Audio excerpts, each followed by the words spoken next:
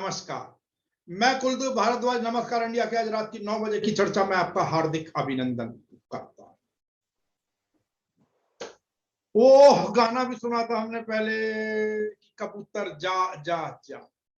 वास्तविकता है कि कबूतर गया नहीं, वो वापस उड़कर आ गया। आपको याद होगा 2019 शोर मचा था उस समय कि व्हाट्सएप के जरिए पेगासस सॉफ्टवेयर का इस्तेमाल किए जाने की खबरें उस समय आई थी और कहा गया था कि 100 से अधिक लोगों की उसके अंदर जासूसी की गई, जिसमें बड़े नामचीन लोग उसके अंदर थे। लेकिन उस समय मैं कहूं कि विपक्ष, वास्तविकता ये कि उस समय तरीके से भुना नहीं पाया। सच्चाई तो ये है, अगर भुनाया होता तो शायद राजनीतिक समीकरण कुछ और हो सकते। लेकिन अब वही जिन जिसको कहा जाता है कि बोतल में बंद करके फेंक दिया गया या बहा दिया गया, लेकिन वास्तविकता यह है कि वो तुलसी राम से की पिक्चरों की तरह हॉरर सीन फिर बना और फिर से वो जिन निकल कर सामने। अब फिर वही पेगासस ने लोगों की नींद, मैं तो कहूँ एक तरीके से हराम कर रखी है, ऊपर से चाहे कोई कुछ भी कहा जाए। हालांकि सत्ता पक्ष जो कहता है कि बिना किसी सबूत के हमारे ऊपर आरोप लगाए जा रहे हैं, लेकिन सच्चाई ये है कि जिन भी लोगों के इसमें नाम आ रहे हैं, बड़े नामचीन, खाली राजनीतिक हस्तियां नहीं है, उसके अंदर वास्तविकता है कि पत्रकार जन, इलेक्शन कमीशन, बल्कि मैं कहूं इलेक्शन कमिश्नर तक उसके अंदर नाम रहे, चीफ जस्टिस ऑफ इंडिया और उनसे जुड़े अनेकों लोगों के जो है फोन रिकॉर्ड किए गए। आज इसी चर्चा को लेकर हमारे साथ राजनीतिक विश्लेषक हरगोविंद अरोड़ा जी और भी मेहमानों को जुड़ने की धीरे धीरे जुड़ जाएंगे तो उनको बिल्कुल आपके उनसे रूबरू कराया जाएगा। मैं सबसे पहले शुरुआत आप ही से कर देता हूं। हरगोविंद अरोड़ा जी, सर आप क्या कहेंगे? सबसे पहले तो मुझे इसके ऊपर अपनी प्रतिक्रिया ही दे दीजिए। ये फिर से तुलसी राम से की पिक्चरों की तरह 2019 के बाद अब 2021 में फिर निकल आया है या निकाल दिया गया? हरगोविंद अरोड़ा जी। जय हिंद कुलदीप जी। जय हिंद। देखो जी, सबसे पहले तो जिन ना तो कभी कहीं गया और ना उसको निकाला गया। 5000 वर्ष पूर्व भी यदि आप सत्ता के पक्ष को देखते हैं महाभारत काल में, कुलदीप जी आप सुन पा रहे हैं ना मेरे को? जी सुन रहा हूँ, आपके सिग्नल थोड़े कट के आ रही है आवाज। जी बोलिए। सुन पा रहे हैं मेरे को? जी बोलिए, बहुत कट के आवाज आ रही है लेकिन बोलिए आप प्लीज। हेलो जी बोलिए। आप मेरे को सुन पा रहे हैं आप? जी हाँ बोलिए जी। 5000 वर्ष पूर्व भी यदि हम इसको देखें महाभारत काल से ही थोड़ा साहब आप अपने, मेरा निवेदन है कि अपने सिग्नल ठीक करें। आपका इंटरनेट शायद प्रॉब्लम हो रही है और उधर हमसे हरविंदर सिंह राणा जी भी नहीं सुन पा रहे। हरविंदर सिंह राणा जी, आपका ऑडियो वीडियो मेरे पास कुछ भी नहीं है। हरविंदर राणा जी कृपया अपना ऑडियो वीडियो दोनों ठीक करें। हरगोविंद अरोड़ा जी आपका वीडियो चला गया, आवाज नहीं आ पा रही है। हरगोविंद अरोड़ा जी मोबाइल से कनेक्ट करो वाईफाई से, जो पापा जी वाला मोबाइल लिया। जब अपने आप हल्का आ रहा है, पता नहीं।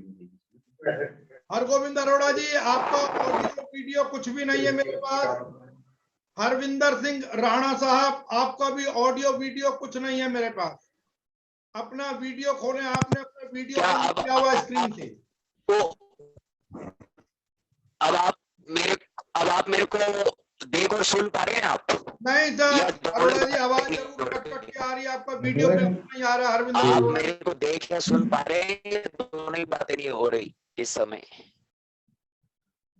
जी हरविंदर सिंह राणा जी आ गए स्क्रीन पर, आपका वीडियो तो आ गया। हरविंदर राणा जी कृपया बोलें आप। जय हिंद कुलदीप जी। जय हिंद साहब। हरगोविंद अरोड़ा जी मेरा निवेदन, आप अपना कनेक्शन तब तक ठीक कर लें। मैं इतने हरविंदर सिंह राणा, आप वेटरन एसोसिएशन के नेशनल स्पोक्स पर्सन है। हरविंदर सिंह राणा जी आपका बहुत बहुत स्वागत है आज के इस कार्यक्रम में। धन्यवाद कुलदीप जी, धन्यवाद। हरविंदर राणा जी मैं आपसे पूछना चाह रहा हूँ, आपने सुना ही होगा इस समय जो मेगासस का जो एक जिन, एक भूत निकल कर बाहर, सुन पा रहे हैं आप? 2019 में भी आया था, व्हाट्सएप के माध्यम से आरोप लगे थे और व्हाट्सएप ने सही बात तो है कि इसके अंदर एक केस भी किया था, लेकिन अब उस समय ये मसला चलिए फिर दब गया, लेकिन अब फिर से निकल कर आया और इस समय बड़े बड़े इसके अंदर पत्रकार, राजनीतिक हस्तियां, इलेक्शन कमीशन से जुड़े लोग, सभी लोग उसके अंदर उसके लपेटे में आ रहे हैं।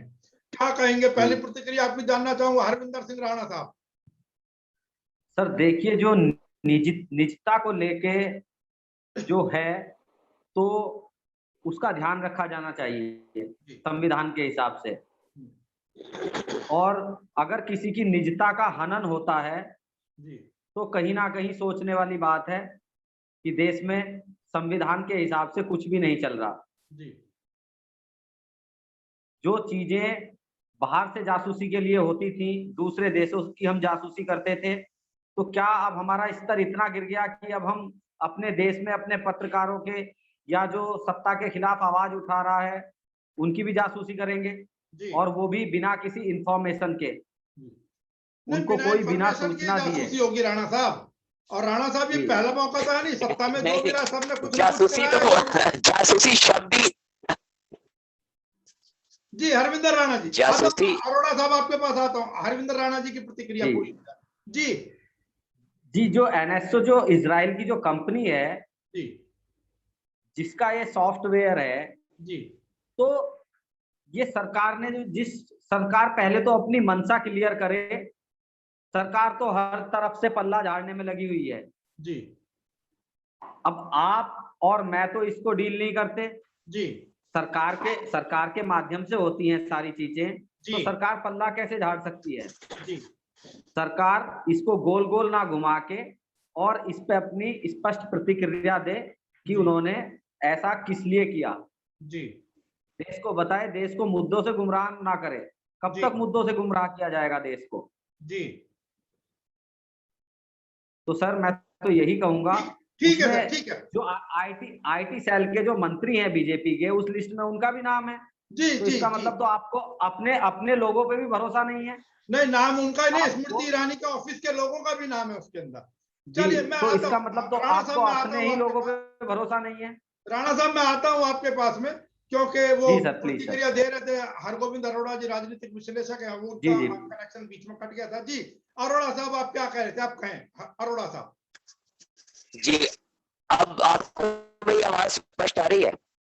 जी बोलिए, कुछ कुछ ठीक आ रही है आवाज। जी देखिए, जासूसी का जहां तक सत्ता के लिए ये एक आवश्यक चीज है। आज से 5000 वर्ष पूर्व भी महाभारत काल में भी गुप्तचर हुआ करते थे। जी हर एक काल में, चाहे वो चंद्रगुप्त मौर्य रहे या अशोक, मतलब जितनी भी सत्ता चली उसके लिए ये एक महत्वपूर्ण उनका एक हथियार होता है इसको चलाने के लिए। लेकिन लोकतंत्र में जब हम इस बात को देखते हैं कि ये कितनी सही मायने रखती है, तो सत्ता में बैठे लोग जब जब जनता के हित का काम नहीं करते, अपने आप को असुरक्षित महसूस करते हैं, तब तब इसको करवाया जाता है। जी कांग्रेस के राज में ये होता था, भाजपा शोर मचाती थी। आज भाजपा के राज में हो रहा है, कांग्रेस शोर मचा रही है। कारण क्योंकि जैसा कहा गया था कि कांग्रेस मुक्त भारत, लेकिन कांग्रेस ही युक्त भाजपा हो गई। भारत तो कांग्रेस मुक्त हो गया या नहीं हुआ, लेकिन भाजपा कांग्रेस ही युक्त हो गई। तो अब वही सत्ता में बैठे हुए लोग जब आए तो वही पुरानी शराब नई बोतल में डाल दी गई। जी और यदि जनता के हित के काम किए जाते तो आज जासूसी की कोई आवश्यकता ही ना पड़ती।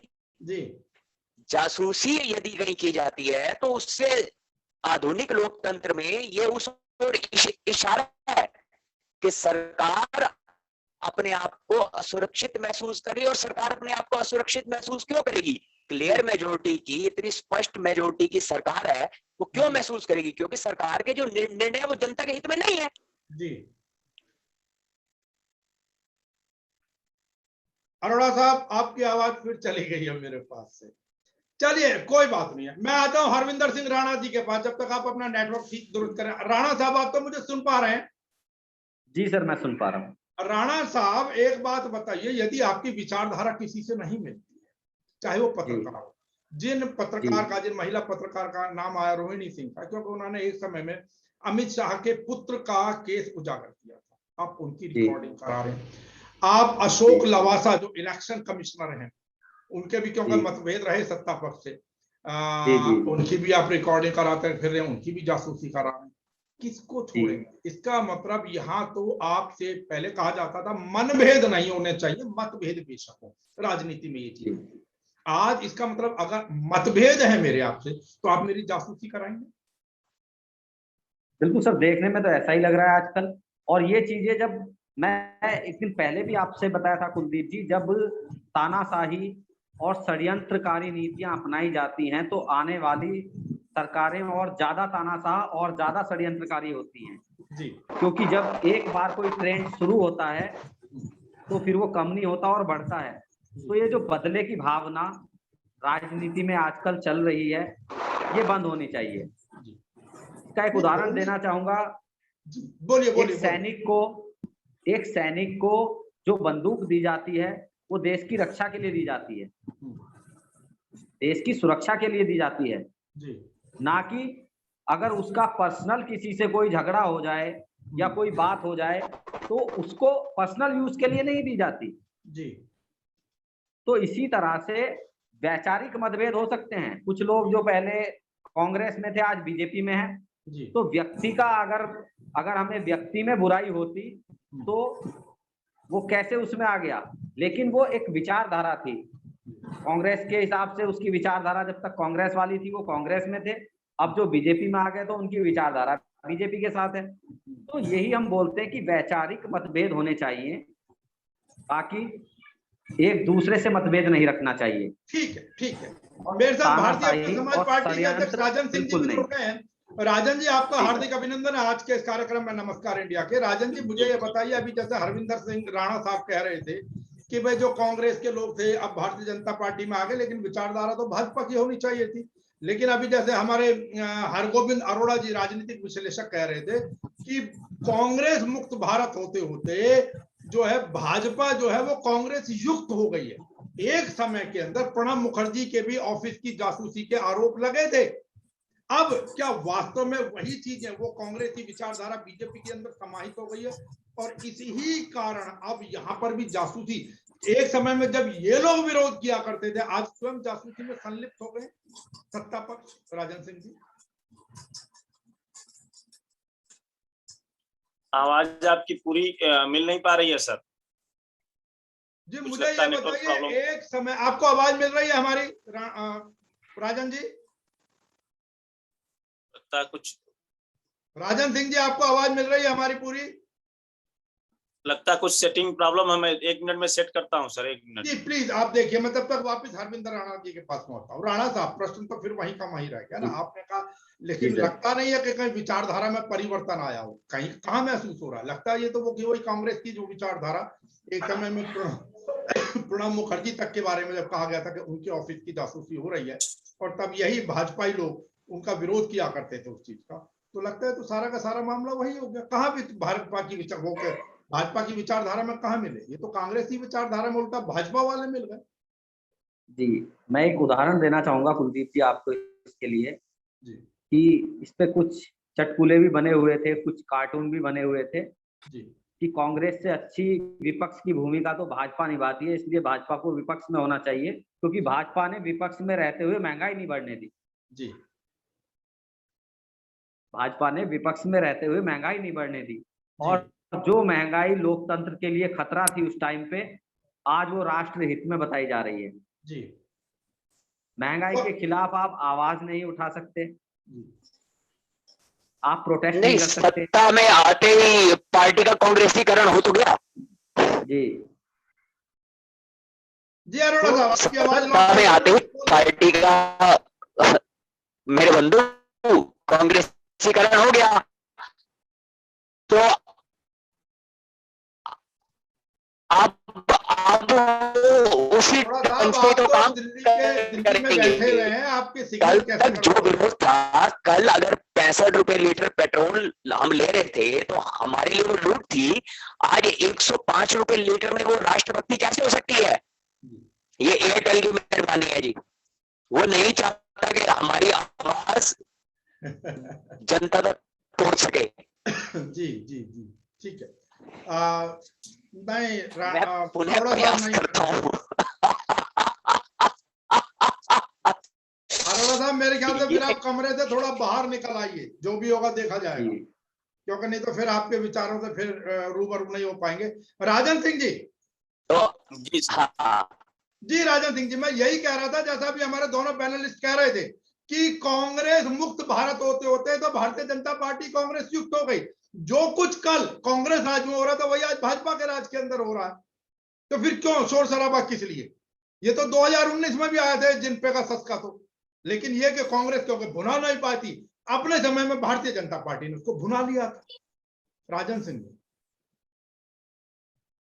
जी सर, जी सर, बिल्कुल सही सर कह रहे हैं। सबसे पहले तो मैं आपका सादर प्रणाम करता हूं और इस पैनल में बैठे हुए सब दोनों सम्मानित साथियों को प्रणाम करता हूं और नमस्कार इंडिया चैनल के सभी दर्शकों को मैं प्रणाम करता हूं भारतीय अपना समाज पार्टी परिवार की तरफ से।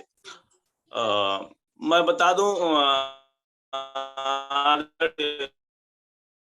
कुलदीप भारद्वाज जी कि आज की स्थिति तो सचमुच जो अभी हमारे भाई पैनलिस्ट बोल रहे थे कि इस सरकार में किसी गलत चीज के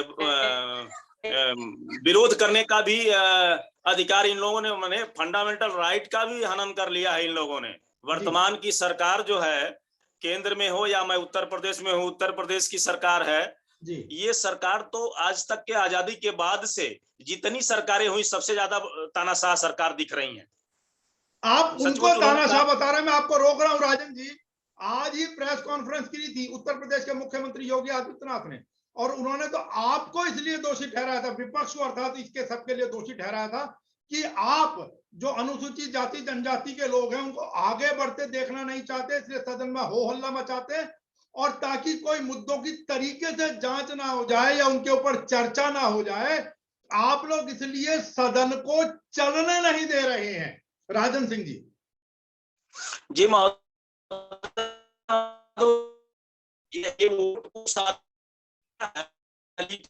कैसे साधे सरकार से ये बातें हैं जो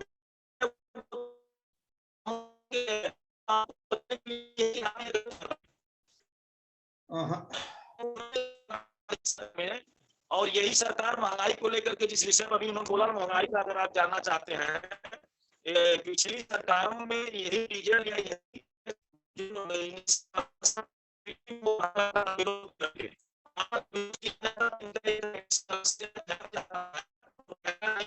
राजन सिंह जी, उत्तर प्रदेश में आप हैं, हालांकि हरविंदर राणा जी भी उत्तर प्रदेश बिजनौर से बोल रहे हैं, उनके सिग्नल प्रॉपर आ रहे हैं ना आपके सिग्नल प्रॉपर आ रहे हैं, और हरगोविंद अरोड़ा जी आपका वीडियो भी चला गया। अब बताएं कैसे करें? आज की चर्चा का सारा बोझ लगता है वापस हरविंदर सिंह राणा जी पर ही पड़ेगा। हरविंदर राणा साहब, चलिए मैं आता हूँ। राजन सिंह जी और हरगोविंद अरोड़ा जी, कृपया अपने सिग्नल ठीक करें एक बार फिर से। जी हरगोविंद अरोड़ा जी, आपकी आवाज। हरगोविंद अरोड़ा जी। जी नमस्कार जी, सुन पा रहे हैं? जी सुन पा रहे हैं जी, बोलिए। आज तो लगता है दिन कोई बात नहीं है, नेटवर्क मेरी आवाज को दबा नहीं सकता। अरे आप निश्चिंत रहे, ये नेटवर्क मेरी आवाज को दबा नहीं सकता, जनता की आवाज कहीं दबाई नहीं जा सकती। जी आदेश करें। नहीं आदेश नहीं, अब आप बताइए। इस पेगासस पर मैं एक जानकारी और देता चलूं इसी के अंदर। जो पश्चिम बंगाल में विधानसभा के नेता प्रतिपक्ष हैं शुभेंदु अधिकारी, उनकी भी मुश्किलें बढ़ सकती है। उनके विरुद्ध केस दर्ज कर लिया गया है क्योंकि उनका एक 35 सेकंड का उनका एक वीडियो जारी हुआ है, या वीडियो इस समय चल रहा है, और जिसमें कथित तौर पर यह दावा किया जा रहा है कि उनके पास मुख्यमंत्री ममता बनर्जी के भतीजे अभिषेक बनर्जी के ऑफिस से किए गए सभी फोन के कॉल रिकॉर्ड हैं। इसको भी पेगासस मामले से जोड़कर देखा जा रहा है, तो क्या कहेंगे ऐसे? नहीं, अब वो नहीं, शुभेंदु जी, शुभेंदु जी आप गलत कैसे हो सकते हैं? पहले तो मैं आपकी इस बात से बिल्कुल सहमत नहीं हूं कि शुभेंदु जी आप गलत नहीं हो सकते, क्योंकि वो एक पवित्र गंगा रूपी विचारधारा में डुबकी लगा चुके हैं। गलत तो वो कल तक थे, तो आज तो उनके सारे पाप धुल गए। हाँ, अलबत्ता मुकुल राय जी के लिए मुसीबत जरूर हो सकती है, क्योंकि वो एक इतनी विश्व की सबसे बड़ी पार्टी के राष्ट्रीय उपाध्यक्ष, जब अगर पार्टी के काम ठीक होते तो उसको छोड़कर वो एक छोटी पार्टी में ना चले जाते। ये मैं मुकुल राय जी का मुश्किलें तो उनकी उसी दिन से बढ़ना शुरू हो गई थी कि जनता ने जब से उनके निर्णय को नकार दिया था। अपने केवल अवसरवादिता के लिए, राजनीतिक अपना महत्वाकांक्षा पूरी करने के लिए उन्होंने अपनी एक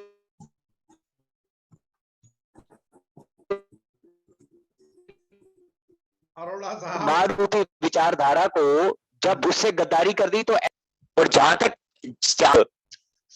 जी बोले आप फिर जासूसी का नहीं रोक रहे ना दबा रहे हैं। अब ये तो आपका इंटरनेट कनेक्शन ही जो भी कुछ गड़बड़ कर रहा है। अरोड़ा साहब चलिए मैं जहां तक जोड़ देता हूँ, उसके बाद मैं हरविंदर सिंह राणा जी के पास आऊंगा। लेकिन अरोड़ा साहब, आज जिस प्रकार योगी आदित्यनाथ ने सीधे सीधे आरोप लेकर विपक्षी दलों के ऊपर लगाए, जो कुछ भी है कि आप लोग संसद की कार्यवाही नहीं चलने दे रहे हैं। योगी आदित्यनाथ शायद 2013 में इसी संसद में थे जब मानसून सत्र 2013 का मानसून सत्र पूरी तरीके से धो दिया गया था। एक दिन भी कार्यवाही नहीं चली थी 2014 के चुनावों से पहले 2013 में। तो ये क्या सोचकर, क्या ध्यान नहीं रखते? इनको क्या लगता है कि बाकी लोग भूल जाएंगे, जासूसी कराने से बाकी लोग सब चुप हो जाएंगे क्या? अरोड़ा साहब सुन पाए आप मुझे? नहीं सुन पाए। हरविंदर सिंह राणा जी, आपने मुझे सुना जो मैंने प्रश्न अभी हरगोविंद अरोड़ा जी से जी सर, जी बिल्कुल तो क्या कहेंगे साहब? मतलब क्या लगता है कि खाली जासूसी करा ली जाए या बाकी लोग भूल जाएंगे? ये भी उसी संसद के अंदर थे जिसमें एक दिन का भी सत्र नहीं चला। आज का सत्ता पक्ष जब कल तक विपक्ष में था तो सदन की कार्यवाही आप सुन पा रहे हैं? जब कल तक विपक्ष में था तो फिर थोड़ा बाहर निकले, मैं हरविंदर राणा जी से प्रतिक्रिया ले लूं अभी। जी हरविंदर राणा जी। सर वही हो रहा है आजकल कि हम करें तो रामलीला और आप करें तो करेक्टर ढीला। 2014 के पहले के इनके स्टेटमेंट, इनके वीडियोस आप उठा के देख लीजिए। ये उन्हीं के जवाब अगर दे दे ये सरकार तो इनको खुद पता चल जाएगा कि इन्होंने कैसे कैसे इल्जाम लगाए थे और कैसे कैसे षड्यंत्र रच के किस किस तरह के प्रश्न उठा के और सत्ता में आए, सत्ता इन्होंने कैसे कब्जाई जी। और आज जब सवाल इनसे पूछे जा रहे हैं तो सीधा सा इन्होंने एक मन बना लिया कि सवालों के जवाब तो देने नहीं है और उसको दूसरी तरफ से डाइवर्ट कर दो। अब ये मुद्दा उठा है, जल्दी आप देखना कि ये देश में कोई ना कोई ऐसा मुद्दा कहीं से उठवाएंगे ताकि इस मुद्दे को दबा दिया जाए जी। इससे पहले भी कई मुद्दे हुए हैं, कई घटनाएं हुई हैं जिन पे सरकार को जवाब देना जब मुश्किल हुआ, सरकार घिरती नजर आई तो सरकार ने दूसरे इवेंट बना दिए ताकि जनता का ध्यान उस पे से हट जाए। और इसके लिए जो गोदी मीडिया है वो सरकार को पूरा कवरेज देता है, पूरा संरक्षण करता है उसका, वो उन मुद्दों को हटा के बाकी दूसरे मुद्दों को आगे कर देता है देश में। ठीक है, हरगोविंद अरोड़ा जी चले गए। हरगोविंद अरोड़ा जी, मैं हरविंदर सिंह राणा जी फिर आप ही से एक प्रश्न। उस समय पर जो बात अब निकल कर आ रही है, खाली लवासा साहब इलेक्शन कमिश्नर या पत्रकार या राहुल गांधी जैसे राजनीतिक या स्मृति ईरानी के ऑफिस के भी 2 लोगों के नाम बताए जा रहे हैं जो भी चर्चा चल रही है। रंजन गोगोई, उनकी भी कॉल रिकॉर्ड हुई, जो राज्यसभा सांसद बन गए, उनके सामने राफेल का मैटर आया, उनके ऊपर जिस महिला ने चार्ज लगाया था, जो आरोप लगाया था, उसका उसके पूरे परिवार के भी कॉल रिकॉर्ड हुई। जो भी जानकारी इस समय तैर रही है, मैं तैर रही शब्द का प्रयोग कर रहा हूँ। और आपको मालूम है कि ये चीजें शायद मार्च अप्रैल की थी और उसके बाद इलेक्शन हुआ और उसके बाद राफेल के पक्ष में डिसीजन भी आ गया। कैसे देखेंगे आप? फिर इसका मतलब तो राफेल के डिसीजन को, राफेल के ऊपर आए रंजन गोगोई के निर्णय को क्या शक की दृष्टि से नहीं देखेंगे लोग? बिल्कुल देख रहे हैं।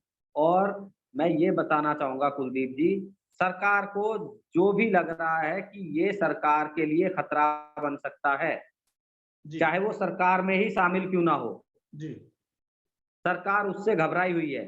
और घबराता इंसान कब है कुलदीप जी, ये आप भी जानते हैं और मैं भी जानते हूं, कि जब हमारे मन में चोर होगा मतलब तो अपने हमें ऊपर या घबराहट अपनों अवश्य के होगी। ऊपर ही विश्वास नहीं रहा उनको। अपनों के ऊपर ही विश्वास नहीं है उनको, क्योंकि मन में तो चोर बैठा हुआ है। जी तानाशाही से, जबरदस्ती से आप किसी से मुंह से तो हाँ बुलवा सकते हो, लेकिन जी उसके दिल में क्या चल रहा है ये आप नहीं जान सकते। जी तो बड़ी घटिया स्तर की राजनीति इन लोगों ने की है सत्ता को हथियाने के लिए, और जिसका जवाब इनको जनता ने दिया है। जी बंगाल में आप देख लीजिए, और अब उत्तर प्रदेश में ये नेशनल चैनल पे कुछ भी प्रचार कराते रहे, लेकिन जो अभी हमारे यूट्यूबर और जो लोग सर्वे नहीं, कर रहे हैं, नेशनल चैनल पर तो राजन सिंह जी मेरे सामने आ गए। राजन सिंह जी, नेशनल चैनल पर तो हालांकि जो डिस्कशन चलना चाहिए था शायद पैगासस ये जासूसी मुद्दे को लेकर, लेकिन नेशनल चैनल्स के ऊपर तो जो छाया हुआ था वो नरेंद्र मोदी जी अपनी छतरी लेकर स्वयं चल रहे हैं, ये मुद्दा छाया जी हुआ जी था जी सारे जी मीडिया के ऊपर। जी बिल्कुल सर, बिल्कुल। तो राजन सिंह जी, यही सब कुछ होगा क्या भारत के अंदर? यही सब कुछ दिखाया जाएगा? और फिर तो जिसको लोकतंत्र का चौथा स्तंभ कहते हैं, मीडिया भी क्या इसी तरीके से। अब मीडिया या तो आपने जासूसी करानी तो सबकी कराइए ना, लेकिन जो आपकी पोल खोले आप उनकी जासूसी कराएंगे, उनके फोन रिकॉर्ड कराएंगे। राजन जी सर, अच्छे अच्छे तानाशाह आए और इस दुनिया से चले गए, यह भी बुरा दौर समाप्त होगा।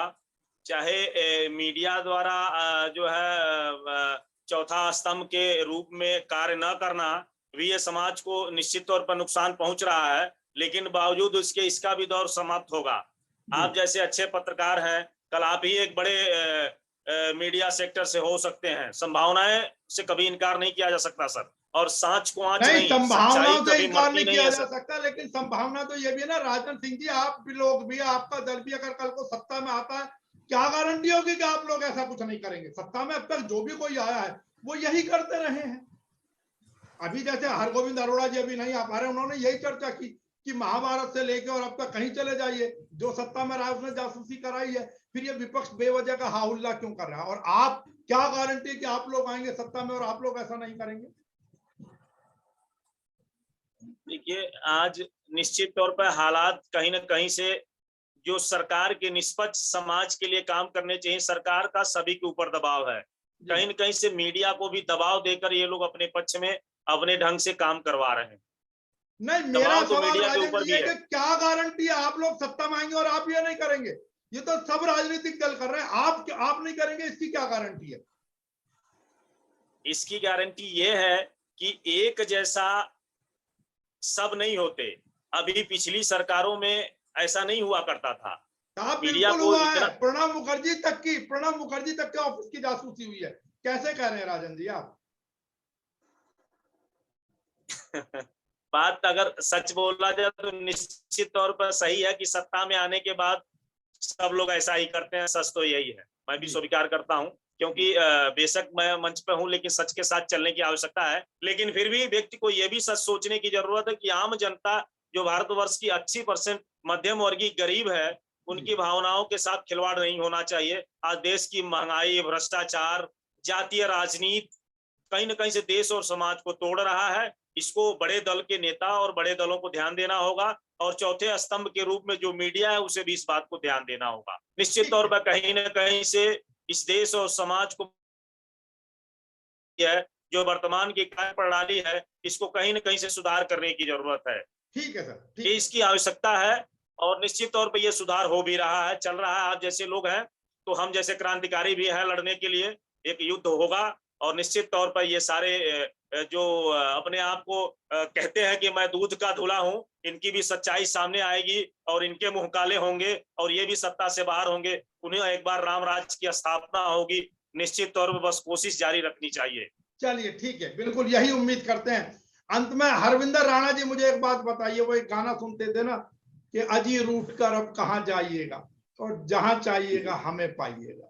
तो इसका मतलब ये जासूसी तो अभी राजन सिंह जी बेशक कह रहे हैं, बेशक दूसरे पर आरोप लगा रहे हैं, लेकिन कोई गारंटी नहीं कि कल को ये लोग सत्ता में आएंगे तो ये ऐसा नहीं करें। बताइए कैसे? मैं हरविंदर जी चलो आप ही से पूछ लेता हूँ प्रश्न, हालांकि क्योंकि सत्ता कैसे विश्वास करूं कि वो कहते हैं ना खुदा जब हुस्न देता है नजाकत आ ही जाती है, नजाकत आ ही जाती है। सत्ता में व्यक्ति आता है तो कुछ ना कुछ तो उसको साम दाम दंड भेद बहुत सारी चीजें करनी पड़ती हैं।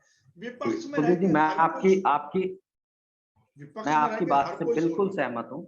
जो आज कांग्रेस या बाकी लोग शोर मचा रहे हैं, इन लोगों ने भी तो की थी सब जासूसी, हरविंदर राणा साहब।